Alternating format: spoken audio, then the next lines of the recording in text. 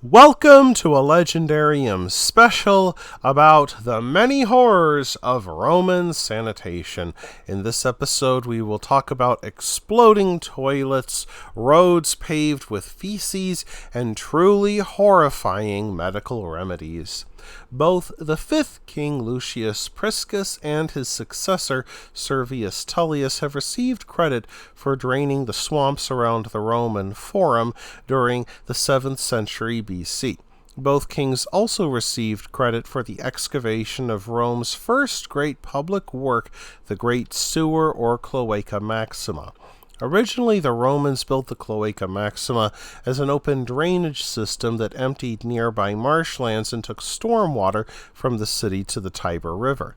Yet people still emptied their bladders and bowels into outdoor latrines, which sometimes flooded into the streets after rainstorms.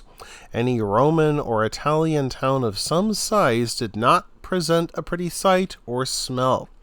Feces from men and animals, vomit, urine, garbage, rotting vegetables, animal skins and guts, and refuse from dozens of shops cluttered the streets. As Roman and Italic towns grew larger, some developed deposits of hardened sludge that could rise several feet high. No amount of flowing water could remove that. Private houses typically had cesspit toilets near the kitchen, nauseatingly close to where housewives prepared food. Comforting smells from warm porridge or fresh-baked bread mingled with the odor of fresh feces. The task of emptying privies fell to a particular type of laborer known as the stercoriarius. He emptied the cesspits and slop buckets within Rome. As payment, he hauled away the dung heaps and sold them to farmers who used them on their crops. Graffiti written 2,000 years ago noted that one stercoriarius received 11 copper coins, enough to buy his daily bread, figs, and wine. This practice led to Roman veneration of the god Sterquilinius, the god of manure, who, according to myth, taught humanity how to make feces into fertilizer. At its height, the Roman Empire spanned 3 continents, encircled the Mediterranean, and 1/5 the planet's population lived and died under Roman law. The Romans brought roads, bridges, and sanitation wherever they went. While Roman cities had public toilets and full sewage systems, something that later societies would not have for centuries, the public toilets proved disgusting. Attendants allowed water to grow so dirty that it acquired a scum on the surface from dirt and cosmetics. They also filled with parasites. Romans going to the bathroom often carried special combs designed to shave out lice. Each public toilet, shared with dozens of other people, had a single sponge on a stick used to wipe oneself. The sponge would never be cleaned and shared with everybody else. Rats living in the sewage system crawled up and bit people on the rear end as they sat on the toilet.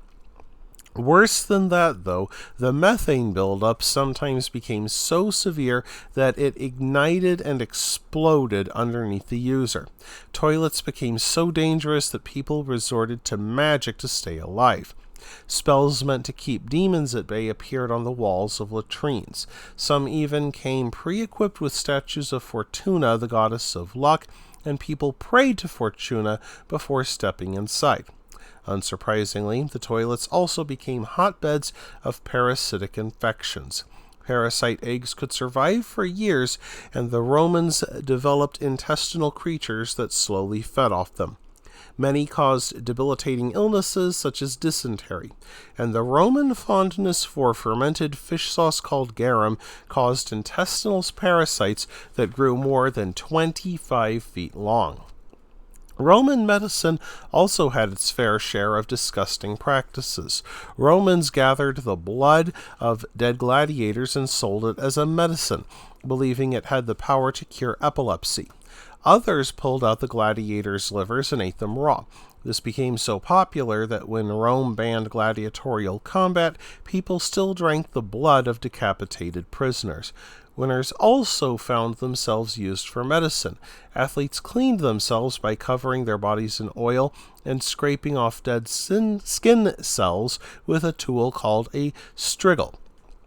Gladiators' sweat and skin scrapings went into a bottle and was sold to women as an aphrodisiac. Often doctors worked it into a facial cream which women rubbed on their faces, hoping the dead skin cells of a gladiator would make them irresistible to men. Finally, the Romans rubbed goat dung into cuts and abrasions in the belief this prevented infection. They also believed goat dung collected in the spring worked best, though they used dried goat dung in an emergency.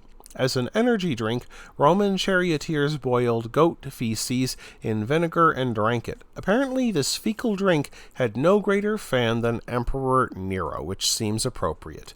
That wraps things up for this episode of The Legendarium. I hope you enjoyed it. If you did, press like. If you want to see more, press subscribe. And if you've got anything to say, let me know in the comments section. Thanks again for joining me, and I hope that you have a great rest of the day.